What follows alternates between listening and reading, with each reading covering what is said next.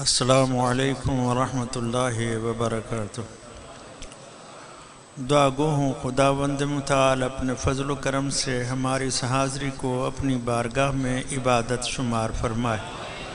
اس حاضری کے صدقہ سے ہم سب کے صغیرہ اور کبیرہ گناہوں کو معاف فرمائے، ہماری خطاؤں سے بھی درگزر فرمائے، اور ہمارے مرحومین کو بھی جوار سید الشہداء اور شفاعت سید الانبیاء نصیب فرمائے۔ خصوصاً جناب غلام شبیر سومرو صاحب کو پروردگارہ اپنا جوار رحمت نصیب فرما۔ مرحوم کی قبر کو نور ولایت امیر المومنین سے منور فرما، قبر کو جنت کے باغوں میں سے باغ قرار فرما، روز معاشر ساقی کوثر کے ہاتھوں جام کوثر سے سیراب فرما، لواء الحمد کا سایہ عنایت فرما، شافی روز جزا حضرت محمد مصطفیٰ صلی اللہ علیہ وآلہ وسلم کی شفاعت مبارکہ مرحوم کو نصیب فرما، مرحوم کے صغیرہ کبیرہ گناہوں کو معاف فرما، عذاب قبر و حشر و جہنم سے محفوظ فرما، پسماندگان کو مرحوم کے لیے مزید کار خیر کی توفیق عنایت فرما۔ پروردگارہ بحق زہرا و ابیہا و بعلہا و بنیہا و سر المستودع فیہا بیمار مومنین و مومنات کو شفاء کاملہ و عاجلہ عنایت فرما، بے اولاد گودیوں کو اولاد نرینہ و ساحل سے آباد فرما، صاحبان اولاد کو اپنی اولاد کی تربیت کرنے میں کامیاب فرما، صاحبان اولاد کو اپنی اولاد کے صدمات سے محفوظ فرما، بے گناہ اسیروں کو اسیران کوفہ و شام کی مظلومیت کے صدقہ میں جلد رہائی کی خبر عنایت فرما، جہاں جہاں بھی ذکر محمد و آل محمد علیہم السلام ہو رہا ہے، ان مقامات کو تا قیام قیامت آباد و شاد فرما۔ جو دوست و احباب دام درہم سخن ان مجالس و محافل کی رونق کو دوبالا کرنے والے ہیں، پروردگارہ فردن فردن ان سب کی توفیقات خیر میں اضافہ فرما۔ پرسہ کے حقیقی وارث کی بارگاہ میں ہمارا یہ پرسہ قبول فرما، اور ان عزادار آنکھوں کو یوسف زہرا کا جلد دیدار نصیب فرما۔ دعاؤں کی قبولیت کے لیے مل کر دل کی اتھا گہرائیوں سے بآواز بلند صلوات پڑھ لیجئے۔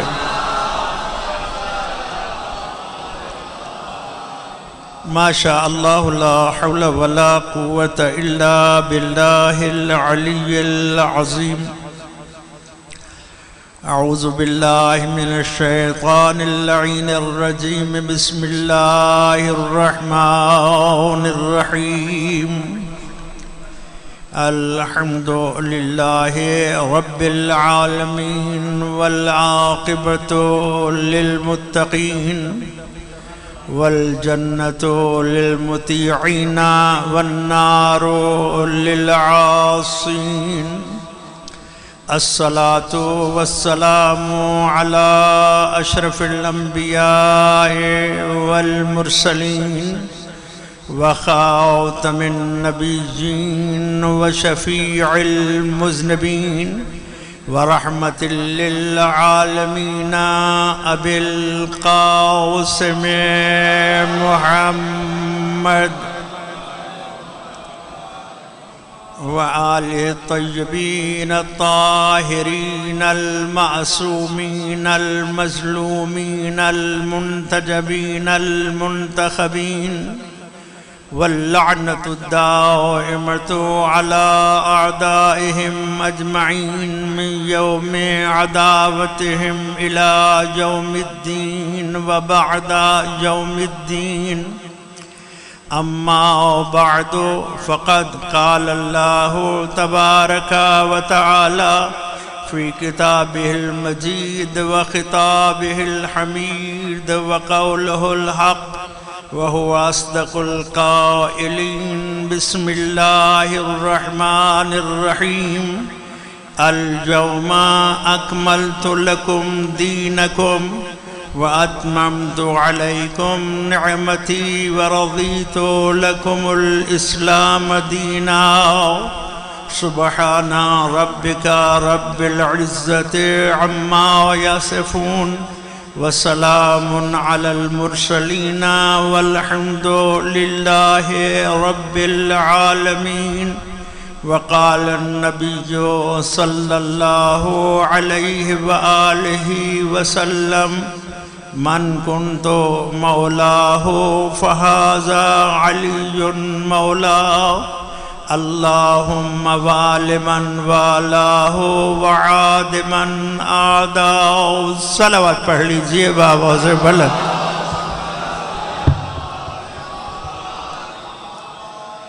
محترم معزز سامعین صدا سلامت رہیں. آپ کے سامنے قرآن مجید فرقان حمید سورہ مبارکہ مائدہ سے آیہ مبارکہ 3 کا ایک حصہ تلاوت کرنے کا شرف حاصل کر چکا ہوں، اور ساتھ ہی میں نبی کریم سرکار دو عالم صلی اللہ علیہ وآلہ وسلم کی زبان وحی ترجمان سے جاری ہونے والے ایک ایسے فرمان ذیشان کی بھی تلاوت کا شرف حاصل کر چکا ہوں جس سے برادران اہل سنت کے علامہ ابن حجر مکی نے اپنی کتاب سوائق محرقہ میں صفحہ نمبر 122 پہ محفوظ کیا ہے.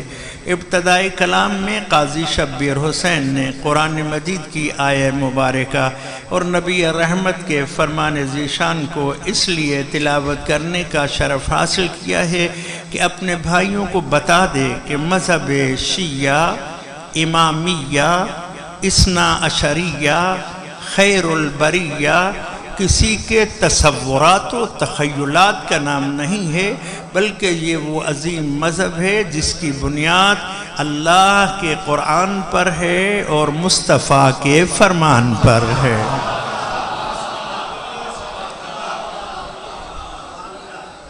مل کر باواز بلند صلوات پڑھ لیجئے.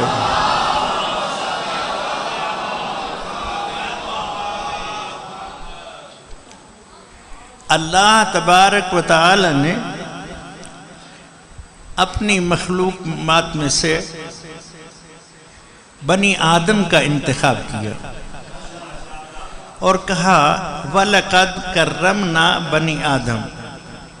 ہم نے اولاد آدم کو تاج عزت عطا فرمایا، شرافت عطا فرمائی، بزرگی عطا فرمائی، اور پھر دشمن سے بھی آگاہ کر دیا کہ شیطان تمہارا دشمن ہے اور کھلم کھلا دشمن ہے. اس کی دشمنی سے بچنے کے لیے میں تمہارے لیے تمہاری ہدایت کا اہتمام اپنے ذمہ لیتا ہوں. اللہ تبارک و تعالی بے نیاز ہے، اس پر کسی کا کوئی حق نہیں ہے، لیکن یہ اس کا فضل و کرم ہے کہ اپنے فضل و کرم سے وہ جس چیز کو اپنے آپ پر لازم قرار دے وہ حق رکھتا ہے. فرمایا اِنَّا عَلَيْنَا لَلْهُدَى، اے بندگان خدا تمہاری ہدایت کی ذمہ داری ہم پر ہے. قُلْ نَحْبِتُوا مِنْهَا جَمِيعًا فَإِمَّا يَأْتِيَنَّكُمْ مِنِّي هُدًى فَمَنْ تَبِعَ هُدَايَ فَلَا خَوْفٌ عَلَيْهِمْ وَلَا هُمْ يَحْزَنُونَ. چلے جاؤ، اتر جاؤ، اب تمہارے پاس آئے گی میری طرف سے ہدایت. یہاں پر دنیا والوں کو مذہب اہل بیت کے ادنا خادم ہونے کے ناطے سے دعوت دینا چاہتا ہوں کہ ہدایت کا سامان مہیا کرنا ہماری ذمہ داری نہیں ہے، بلکہ ہدایت کا اہتمام کرنا اس قادر مطلق کا کام ہے. فرمایا ہماری طرف سے آئے گی ہدایت اور تمہاری ذمہ داری کیا ہے؟ فمن تبع ہدایا، تمہاری ذمہ داری ہے کہ تم اس ہدایت کا اتباع کرو. اور جس نے ہماری طرف سے آنے والی ہدایت کا اتباع کیا، ہم آج ہی اعلان کیے دیتے ہیں من تبع ہدایا فلا خوف علیہم ولا ہم یحزنون. ان کے لیے نہ کسی قسم کا خوف ہے نہ حزن. اور ایک دوسرے مقام پر ارشاد فرمایا لوگو اگر دیکھنا چاہتے ہو کہ اللہ کے ولی کیسے ہوتے ہیں تو ہم بتائے دیتے ہیں کہ معاشرے میں ہمارے ولیوں کی پہچان یہ ہے الا ان اولیاء اللہ لا خوف علیہم ولا هم یحزنون، خبردار توجہ کرو کہ جو اللہ کے ولی ہوتے ہیں انہیں نہ کسی قسم کا خوف ہوتا ہے نہ کسی قسم کا حزن ہوتا ہے۔ تو مجھے یوں کہنے کی اجازت دے دیجئے کہ اللہ کی ولایت اتباع ہدایت میں ہے، جو اتباع ہدایت کر لے وہ ولی خدا بن جاتا ہے۔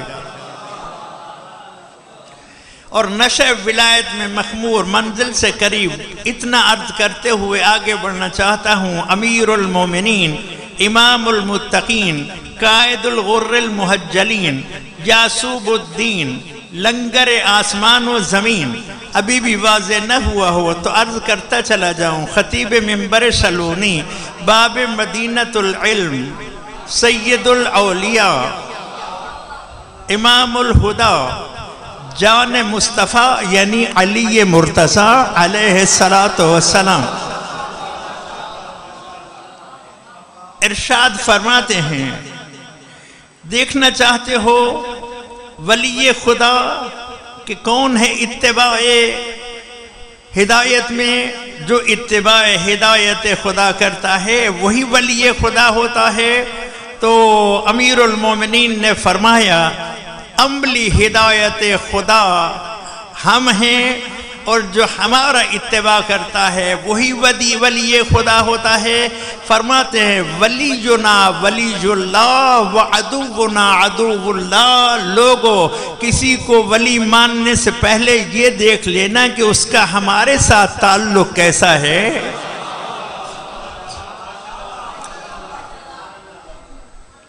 نشہ ولایت میں مخمور اب سے التماس کیے دیتا ہوں کہ اپنی توجہ کو پوری طرح سے مرکوز کرتے ہوئے ایک مرتبہ غدیری ماحول بنائیے، دونوں ہاتھوں کو بلند کر کے لگا دیجئے نعرہ حیدری، سلامت رہو بکرامت رہو۔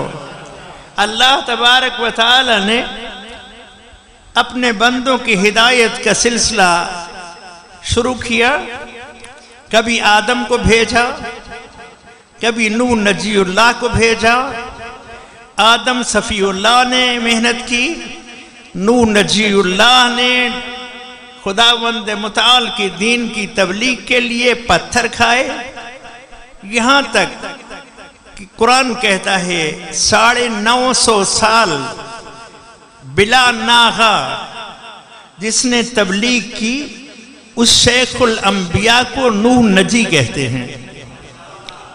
استقبال محرم کے مجلس کے عنوان سے عرض کیے دیتا ہوں، نوح نجی نے بھی ہدایت کی طرف دعوت دینے میں کوئی کوتاہی نہیں کی۔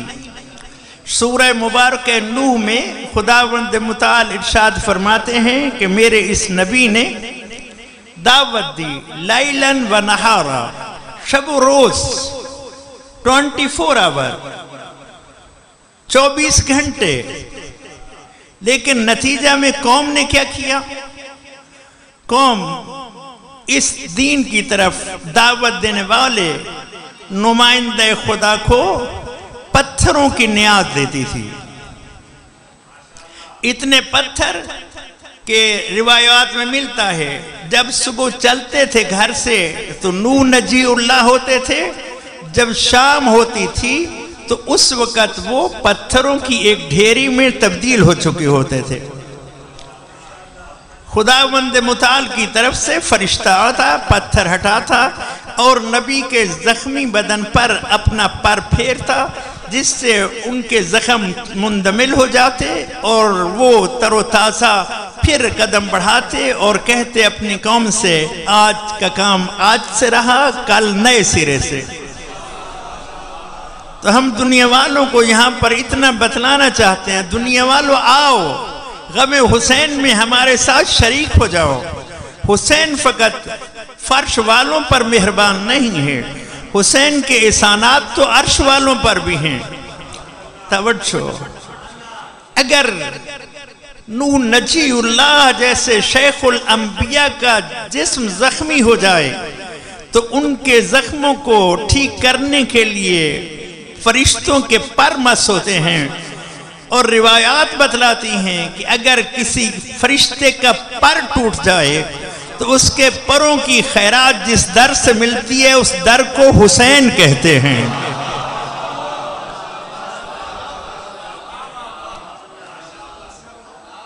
اور در حسین کی خیرات اس قدر ہے، توجہ چاہتا ہوں، در حسین کی خیرات اس قدر ہے کہ سید الانبیاء موجود ہیں۔ فطرس نامی فرشتہ بھی مبارکباد دینے کے لیے جبرائیل کے ساتھ حاضر خدمت ہوتا ہے۔ اب نبی رحمت اگر خود ارشاد فرما دیتے تو خداوند متعال اپنے محبوب کی زبان مبارک سے جاری ہونے والے جملات کے نتیجہ میں بھی فطرس کو پر عطا کر سکتا تھا۔ انگشت کا اشارہ کر دیتے تب بھی اس کے پر مل جاتے اسے، کہ یہ وہ انگشت ہے کہ جس کے اشارے سے چاند 2 ٹکڑے ہو سکتا ہے اور مغرب میں غروب ہوتا ہوا سورج واپس پلٹ سکتا ہے، لیکن نہیں، نبی کریم نے کہا اس کو لے جاؤ اور روایت کا ذمہ دار ہوں، یہ نہیں کہا کہ اسے میرے حسین سے مس کرو، توجہ، یہ نہیں کہا میرے حسین سے مس کرو، بلکہ حسین اس وقت جھولے میں تھے، کہا اسے میرے حسین کے جھولے سے مس کرو۔ یا رسول اللہ، نہ خود خیرات دے رہے ہو، نہ حسین کی بارگاہ سے خیرات دلوا رہے ہو، بلکہ فرما رہے ہو اسے حسین کے جھولے سے مس کرو، تو آواز نبوت آئے گی، قاضی خاموش، فعل الحکیم لا یخلو عن الحکمہ، حکیم کا فعل حکمت سے خالی نہیں ہوتا۔ میں آج ہی بتلا دینا چاہتا ہوں، میرے حسین کے در کی خیرات اتنی وسیع ہے، اتنی زیادہ ہے کہ جو چیز میرے حسین سے نسبت حاصل کرتی چلی جائے، جو اس سے بھی خیرات طلب کرے گا، حسین کی خیرات اسے بھی نصیب ہو جائے گی۔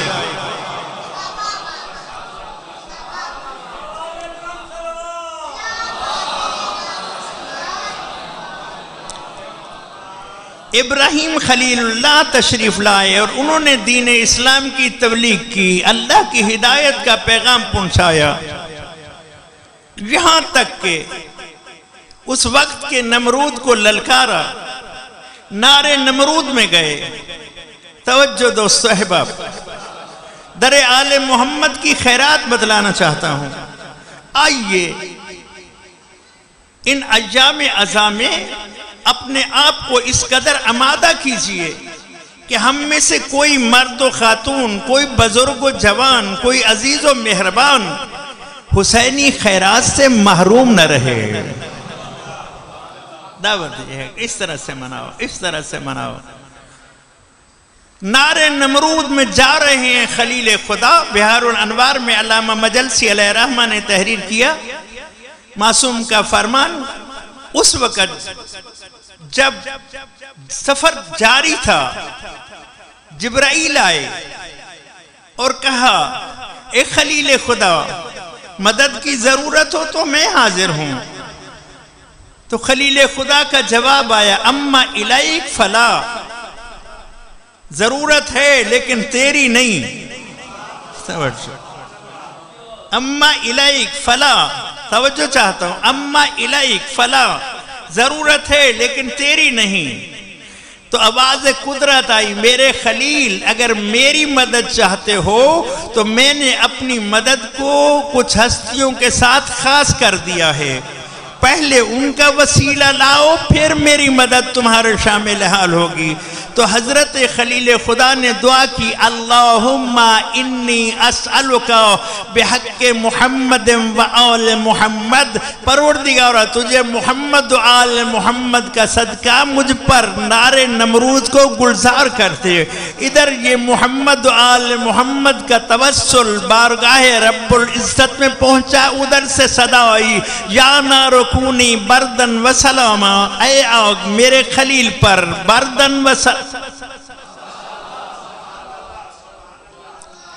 بس اتنا عرض کیے دیتا ہوں، محمد و آل محمد علیہم السلام کے توسل سے بارگاہ رب العزت سے ان ایام عزا میں اس طرح سے خیرات طلب کیجئے کہ ابراہیم پر نار نمرود گلزار ہو رہی تھی اور موالیان حیدر کرار پر نار جہنم جو ہے وہ اس طرح سے حرام ہو جائے کہ جب مومن پل سراج سے گزرنے لگے ادھر سے جواز علی حیدر کرار اسے نصیب ہو جائے اور پل سراج سے گزرتے ہوئے روایات میں موجود ہے کہ علی حیدر کرار کی عظمت کا بیان دیتے ہوئے حضرت ابو بکر ارشاد فرماتے ہیں کہ میں نے نبی کریم سے سنا لا یجوز احد الصراط الا من كتب له علی الجواز، اس وقت تک کوئی پل سراج سے نہیں گزر سکے گا جب تک اس کے پاس علی کا نوشتہ نہیں ہوگا۔ لیکن علامہ مجلسی علیہ الرحمہ نے بحار الانوار میں اس حدیث کو محفوظ کیا کہ علی پل صراط کے کنارے کھڑے ہوں گے اور بس اتنا فرمائیں گے یا نارو ھذا لی وھذا لک، اے جہنم یہ میرا ہے اور یہ تیرا ہے۔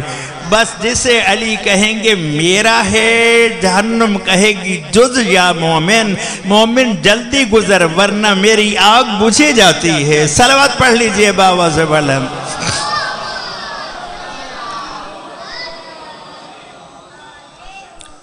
انبیاء کی محنت کا سلسلہ جاری رہا، بس دامن وقت کی گنجائش تمام ہوا چاہتی ہے۔ محترم دوست تشریف لائے ہیں، آپ کی توجہ چاہتے ہوئے نتیجہ دینا چاہتا ہوں۔ آدم آئے، خدا کی طرف سے سامان ہدایت لائے، نوح آئے، ابراہیم آئے، موسیٰ آئے، عیسیٰ علی نبینا علیہم السلام تشریف لائے۔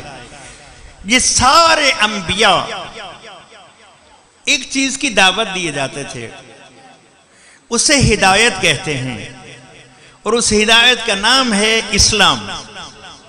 ان الدین عند اللہ الاسلام، الہی ہدایت کا نام اسلام ہے۔ آدم کی دعوت اسلام، نوح کی دعوت اسلام، ابراہیم کی دعوت اسلام، موسیٰ کی دعوت اسلام، عیسیٰ کی دعوت اسلام۔ اب ختم نبوت کا تاج سجائے، زہرہ کا بابا، حسنین کا نانا، وجہ تخلیق کائنات، سید الانبیاء، رحمان الرحیم پروردگار کی مجسم رحمت بن کر انک لعلی خلق عظیم کی عظیم مسند پر فائز اس دنیا میں اس طرح سے تشریف لا رہے تھے کہ نہ خدا خاموش تھا، نہ فرشتے خاموش تھے، نہ صاحبان ایمان کی خاموشی گوارا تھی۔ اعلان ہو رہا تھا ان اللہ و ملائکتہ یصلون علی النبی، اور جس کی آمد پر ہم خاموش نہیں، صاحبان ایمان تم کیوں خاموش ہو؟ یا ایہا الذین آمنوا صلو علیہ وسلموا تسلیما، باواز بلند صلوات پڑھ لیجئے۔ توجہ ماشاءاللہ، سلامت باکرام آ گئے۔ 40 سال خاموش تبلیغ کی۔ توجہ، وہ اور ہیں جن کا عقیدہ ہے کہ آپ 40 سال بعد نبی بنے۔ مذہب اہل بیت کے ادنا طالب علم ہونے کے ناطے سے ذمہ داری لیتے ہوئے عرض کرنا چاہتا ہوں، ہمارا عقیدہ یہ ہے کہ نبی رحمت سرکار دو عالم 40 سال بعد نبی نہیں بنے، بلکہ آپ کے ارشاد گرامی کے مطابق کنت نبیًا وآدم بین الماء والتین، میں اس وقت بھی نبی تھا جب آدم مٹی اور پانی کے درمیان تھا۔ موالیو سر اٹھاؤ، نشہ ولایت میں مخمور ہو جاؤ، ہمیں یہ عقیدہ کیوں کر نصیب ہوا؟ دعوت دینا چاہتا ہوں، طنز و تنقید میرے مزاج میں نہیں ہے، محبت بھری دعوت دینا میری ذمہ داری ہے۔ ہمیں یہ عقیدہ کیوں نصیب ہوا کہ ہم نبی رحمت کو اس وقت بھی نبی مانتے ہیں جب آدم مٹی و پانی کے درمیان تھے، اس لیے کہ ہمیں نبی کا ایسا وسیع مل گیا جو خود اعلان کر رہا تھا کیوں نہ وہ نبی ہوں جس کے وسیع کا مقام یہ ہے کہ کنت ولیًا وآدم بین الماء والتین، وہ نبی تھے میں ولی تھا۔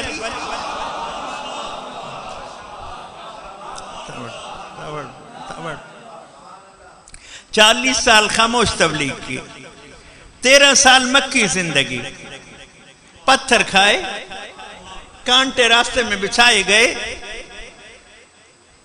ظلم و بربریت کا بازار گرم، یہاں تک کہ مکی زندگی سے مدینہ تشریف لائے، جنگ بدر لڑی، جنگ احد لڑی، خندق لڑی، خیبر لڑی، حنین لڑی، جنگ لڑی، نماز سکھائی، روزہ بتایا. توجہ ہے یا نہیں؟ بڑے قریب سے گزر رہا ہوں. دین کے تمام اعمال کی طرف متوجہ کر دیا. ادھر سے صدائے قدرت آئی، میرا محبوب آدم سے لے کر آپ تک ایک کام ابھی باقی ہے جس کی طرف ہم برابر میں متوجہ تو کرتے رہے ہیں، لیکن پھر بھی اس توجہ میں کچھ لوگوں کے لیے موقع تھا، کیونکہ وہ اعلان کبھی گھر میں ہوا تو باہر والوں نے کہا ہمیں گھر کی کیا خبر، کبھی باہر ہوا تو گھر والوں نے کہا ہمیں باہر کی کیا خبر، کبھی مسجد میں ہوا تو کسی نے کہا اس دن ہم مسجد میں تھے ہی نہیں، کبھی میدان جنگ میں ہوا تو کسی نے کہا ہم تو میدان جنگ میں اس دن تھے ہی نہیں، اگر تھے ہی تو ہماری توجہ کہیں اور تھی. تو کہا ہم چاہتے ہیں کہ اس اعلان کو آپ اس طرح سے بیان کریں کہ اب اس میں کسی کو کسی قسم کا کوئی شک کوئی شبہ نہ رہے. بڑے قریب سے نتیجہ دینا چاہتا ہوں. تمام اعمال متوجہ کر دیے. اب قرآن مجید سورہ مائدہ آیہ مبارکہ 67 ارشاد ہوا یا ایہا الرسول بلغ، اے رسول اب پہنچا دے. لیکن آج صرف زبانی نہیں، فَإِن لَمْ تَفْعَلْ، آج صرف بیان نہیں دینا، آج ساتھ ساتھ میں کچھ عمل بھی کرنا ہے. تو بس اتنا عرض کیے دیتا ہوں. میدان غدیر تھا، پلانوں کا منبر تھا، نبی رحمت آج بلغ کو دونوں مرحلوں میں بیان کر رہے تھے، بیان بھی دے رہے تھے اور کچھ کر کے بھی دکھلا رہے تھے. دونوں کام ہو رہے تھے، دونوں کام. بڑی تیزی سے منزل کی طرف بڑھنا چاہتا ہوں. دونوں کام ہو رہے تھے، بیان بھی کر رہے تھے، یعنی کچھ سنا بھی رہے تھے اور کچھ دکھلا بھی رہے تھے. اب ماشاءاللہ سن چکے ہیں غدیر. بس جب یہ مرحلہ آیا، کچھ سنایا، کچھ دکھلایا. من کنت مولا ہو فہذا علی مولا، جس کا میں مولا ہوں اس کا یہ علی مولا ہے، یہ علی مولا ہے. اب ہم کہتے ہیں مولا کا جو ترجمہ کرنا چاہو کرتے رہو، لیکن ترجمہ کرنے سے پہلے اس ترجمہ کو پہلے نبی رحمت پہ فٹ کر کے دیکھ لینا، کیونکہ نبی رحمت نے فرمایا جس کا میں مولا. اگر نبی کو دوست جانتے ہو تو علی کو بھی دوست جانو، لیکن اگر نبی کو حاکم مانتے ہو تو پھر علی کی حکومت کا بھی اقرار کرو.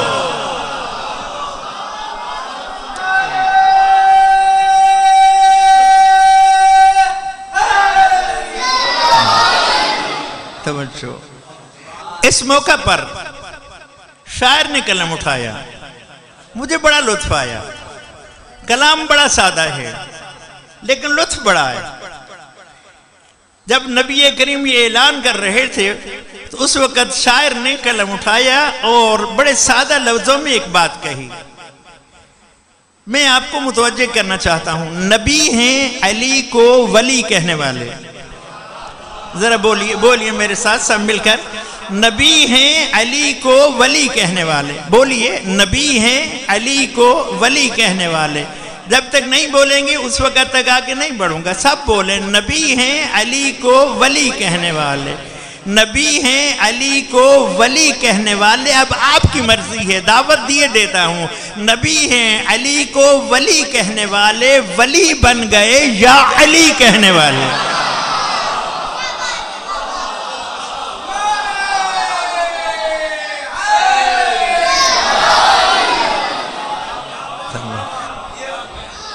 بس منزل کے قریب پہنچ گیا. جب یہ اعلان ہو گیا، مبارکباد ہو گئی، بخن بخن کی صدائیں بلند ہو گئیں، اس وقت اللہ تبارک و تعالیٰ کی طرف سے جبرائیل یہ آیت لے کر نازل ہوئے جسے میں نے عنوان کلام ٹھہرایا، الیوم اکملت لکم.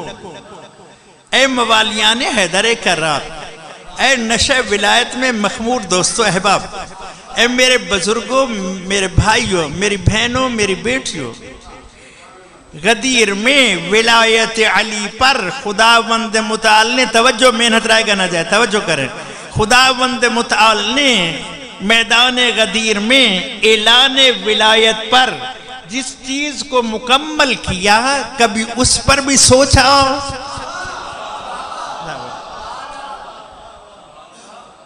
نشہ ٹوٹنے نہ پائے، نشہ برقرار رہے. جس چیز پر خداوند متعال نے اعلان ولایت پر جس چیز کو مکمل کیا، جانتے ہیں وہ چیز کیا ہے؟ قرآن صدا دیتا ہے، تم جانو یا نہ جانو ہم بتائے دیتے ہیں، الیوم اکملت لکم دینکم. آج ہم نے آسان ترجمہ کیے دیتا ہوں، آج اعلان ولایت حیدر پر، آج ہم نے آدم کی محنت، نوح نبی کی تبلیغ، ابراہیم کی قربانی، موسیٰ و عیسیٰ کی محنتیں اور محمد الرسول اللہ آپ کی ساری کوششوں اور کاوشوں کے نتیجہ کو بیان کرتے ہوئے اعلان کر دیا ہے، الیوم اکملت لکم دینکم. تو مجھے یوں کہنے کی اجازت دے دیجئے، ولایت علی سے جو چیز مکمل ہوتی ہے اسے تیرا اور میرا دین کہتے ہیں. اسے دین کہتے ہیں، دین کہتے ہیں.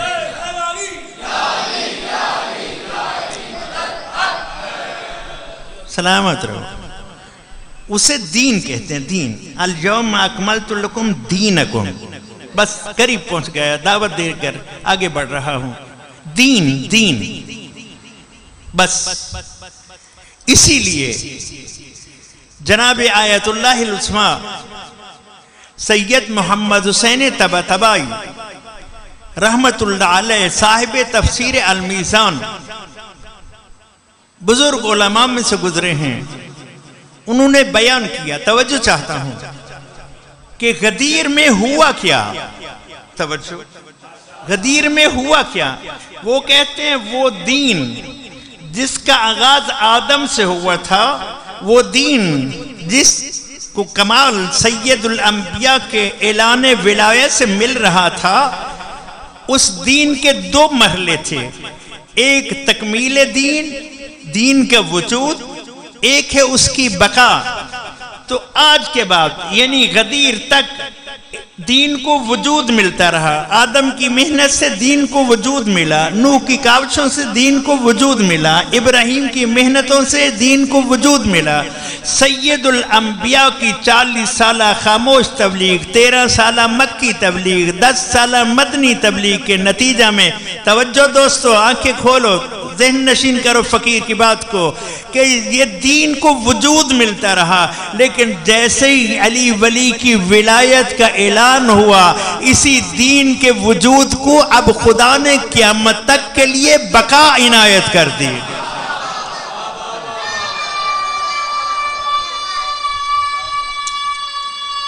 توجہ چاہتا ہوں، توجہ چاہتا ہوں، توجہ چاہتا ہوں.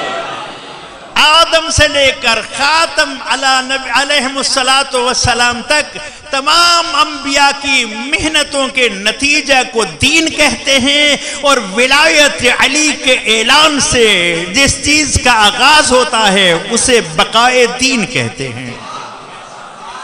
اب قیامت تک دین کو بقا جس سلسلے سے ملے گی، اس سلسلے کا تعلق غدیر سے ہوگا. دین کو بقا ملتی ہے، ولایت کے ذریعے سے دین مکمل بھی ہوتا ہے اور وجود سے بقا کے سلسلے میں جڑ جاتا ہے. اب یہی سلسلہ جب بقا کے مرحلوں کو طے کرنا چاہتا ہے تو کبھی علی حیدر کرار آگے بڑھ کر جنگیں لڑنا پڑی تو جنگیں لڑی، ضربیں لگانا پڑی تو ضربیں لگائی، اور اگر دین کی بقا کے لیے علی کو مسجد کوفہ میں مسلح عبادت پر نماز کی حالت میں ضرب کھانا پڑی تو ضرب کھائی دین کی بقا کے لیے۔ بس مجھے معاف کیجئے، پہلو زہرا سے لے کر صلوات اللہ وسلام اللہ علیہ، پہلو زہرا سے لے کر علی کے زخمی سر تک، علی کے زخمی سر سے لے کر امام حسن مجتبی کے جگر کے ٹکڑوں تک، یہ سب دین کی بقا کا سلسلہ تھا۔ پہلو زخمی ہوتا ہے ہو جائے، دین بچ جائے، سر کٹتا ہے کٹ جائے، دین بچ جائے، جگر پارا پارا ہوتا ہے ہو جائے، دین بچ جائے۔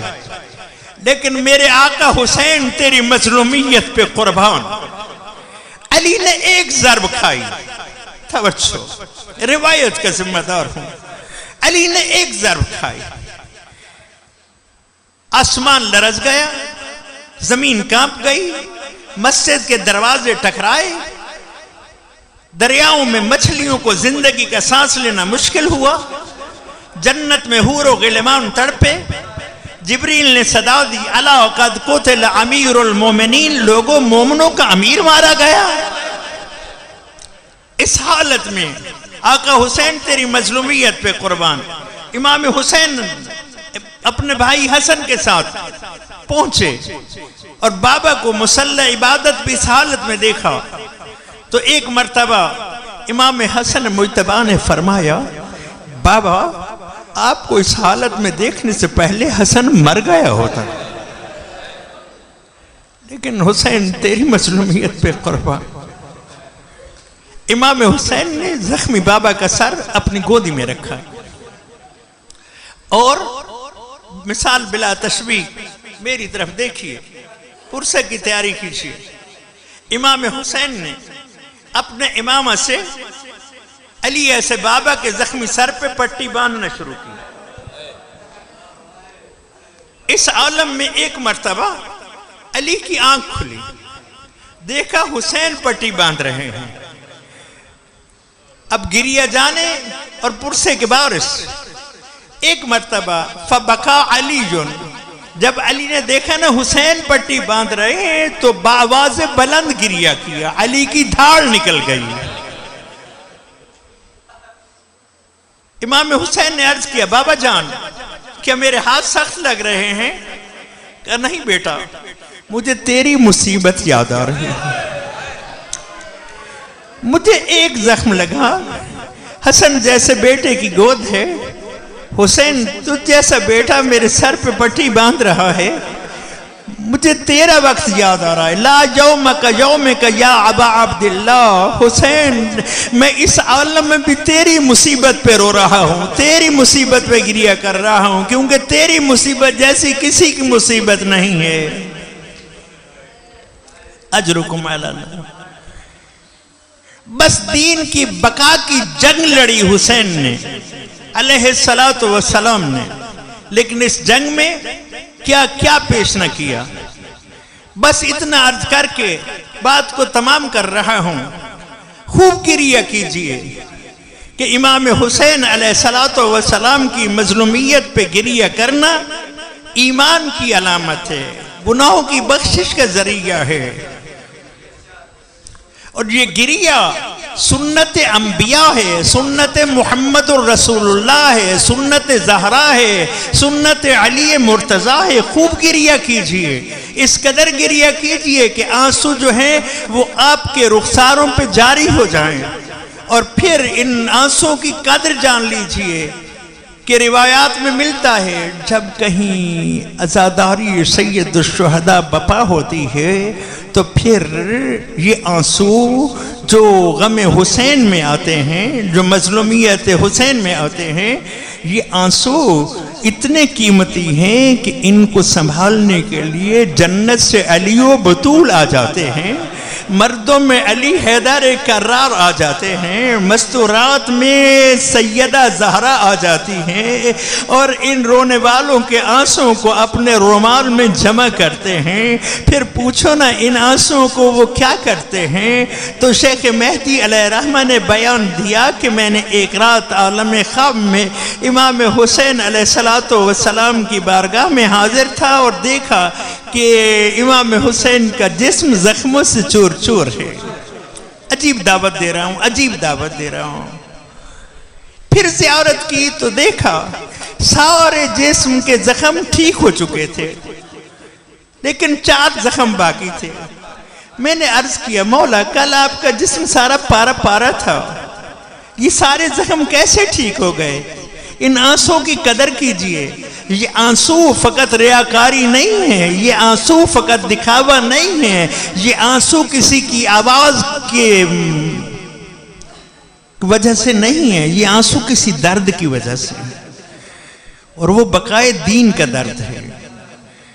تو کہا کل فلاں مجلس ہوئی، اس مجلس میں مومنین و مومنات نے گریہ کیا، علی و بطول گئے اور ان آنسوں کو جمع کر کے لائے، اور رونے والوں آنسوں کی قدر کرو، ان آنسوں کو تماشا نہیں بننے دینا بلکہ بتانا ہے یہ ہماری عظیم عبادت ہے۔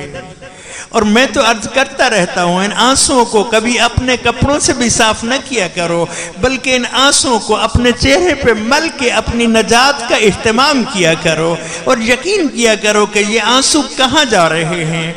بس کہا وہ آنسو لائے اور انہوں نے میرے زخموں پہ وہ آنسو لگائے، وہ آنسو میرے زخموں کا مرہم بن گئے، میرے سارے زخم ٹھیک ہو گئے۔ تو عرض کیا مولا سارے زخم تو ٹھیک ہو گئے، لیکن یہ 4 زخم کیسے ہیں جو ابھی تک ٹھیک نہیں ہوئے؟ رونے والوں اس وقت امام فرماتے ہیں شیخ مہدی قیامت تک رونے والے روتے رہیں اور ان کے آنسو آتے رہیں، لیکن میرے یہ 4 زخم پھر بھی مندمل نہیں ہو سکتے۔ مولا بتلا دیجئے یہ 4 زخم کیسے زخم ہیں جو قیامت تک رونے سے بھی مندمل نہیں ہو سکتے؟ اب آنسو جانے، آنسوں کے وارث جانے۔ فرمایا شیخ مہدی ان زخموں میں سے ایک زخم اکبر کی چھاتی کا زخم ہے، دوسرا زخم عباس کے بازوں کا زخم ہے، تیسرا زخم اصغر کے گلے کا زخم ہے۔ ماتم کی تیاری کرو، جس کی آنکھ میں ابھی تک آنسو نہیں آیا وہ بی بی زہرا سے آنسوں کی خیرات مانگے۔ ایک زخم اکبر کی چھاتی کا زخم، دوسرا زخم عباس کے بازوں کا زخم، تیسرا زخم اصغر کے گلو نازنی کا زخم۔ او غیورو پوچھو نا چوتھا زخم کیا ہے؟ تو امام فرماتے ہیں شیخ مہدی چوتھا زخم چادر زینب کا زخم۔ الا لعنت اللہ علی القوم الظالمین وسيعلم الذين ظلموا أي منقلب ينقلبون وآخر دعوانا ان الحمد للہ رب العالمین۔ انہی روتی آنکھوں کے ساتھ حسینی فقیر کو نیاز دے دیجئے۔ آپ جانتے ہیں اکثر دوست احباب آگاہ ہیں کہ حسینی فقیر کی نیاز بانی مجلس کی جیب میں نہیں ہوتی، حسینی فقیر کی نیاز آپ کی جیبوں میں بھی نہیں ہے، میں چندہ اکٹھا کرنے والا بھی نہیں ہوں۔ تو پھر پیچھے پوچھئے نا قاضی تیری نیاز کیا ہے اور کہاں ہے؟ تو بتانا چاہتا ہوں میری نیاز جیبوں میں نہیں، میری نیاز ان دلوں میں ہے جن دلوں میں علی و بطول کی بیٹیوں کے بازاروں اور درباروں میں رول مرنے کا درد موجود ہے۔ اور وہ میری نیاز فقط 2 نعرے ہیں، لیکن وہ سوچ سمجھ کر 2 نعروں کی نیاز، ایک نعرہ ہے حسینیت زندہ باد، ایک نعرہ ہے یزیدیت مرد آباد۔ لیکن اسی سبق کو پورے عزاداری کے ایام میں یاد رکھنا ہے، جب بھی گریہ کر کے اٹھیں تو یہ کہتے ہوئے اٹھیں حسینیت زندہ باد، یزیدیت مرد آباد۔ یہ نعرہ عام ہے لیکن اس کی طرف متوجہ کیے دیتا ہوں، حسینیت نام ہے دین سے وفاداری کا، یزیدیت نام ہے دین سے غداری کا، حسینیت نام ہے ہر نیکی کا، یزیدیت نام ہے ہر برائی کا۔ آج مجلس حسین میں تشریف فرماؤ میرے دوست احباب، بزرگ و جوان، بہنوں بیٹیوں، سب اس مرحلے کو طے کرتے ہوئے حسینی فقیر کو دے دیجئے نیاز، نیکیوں کی طرف رخ کر لیجئے، برائیوں سے منہ موڑ لیجئے۔ جب نیکیوں کی طرف رخ ہو جائے تو نیکی پہ نیکی کرتے جائیے اور کہتے جائیے حسینیت زندہ باد، حسینیت زندہ باد، حسینیت زندہ باد۔ جب برائیوں سے منہ مڑتا جائے تو کہتے جائیے یزیدیت مرد آباد، یزیدیت مرد آباد۔ ہر مجلس میں یہ فیصلہ کر کے اٹھیے کہ کسی نیکی کی طرف قدم بڑھیں اور کسی برائی سے منہ مڑ جائے تو جب نیکی کا وعدہ کر لیں تو کہہ دیں حسینیت نہیں، کھلے دل سے، پیسے نہیں مانگ رہا، سیرت و کردار مانگ رہا ہوں کہ مجلس حسین سیرت و کردار کا نام ہے، مجلس حسین دین کی بقا کا نام ہے۔ تو آئیے دے دیجئے نیاز، دل کیا تھا گہرائیوں سے نیکی کا وعدہ کرتے ہوئے حسینیت، حسینیت، یزیدیت، یزیدیت۔ ذرا عشق حسینی میں ڈوب کے کہہ دیجئے حسینیت، حسینیت، یزیدیت، یزیدیت۔ اب بنتا ہے تیرا اور میرا حق معاشرے میں سر بلند کر کے لگا دیں نعرہ حیدری۔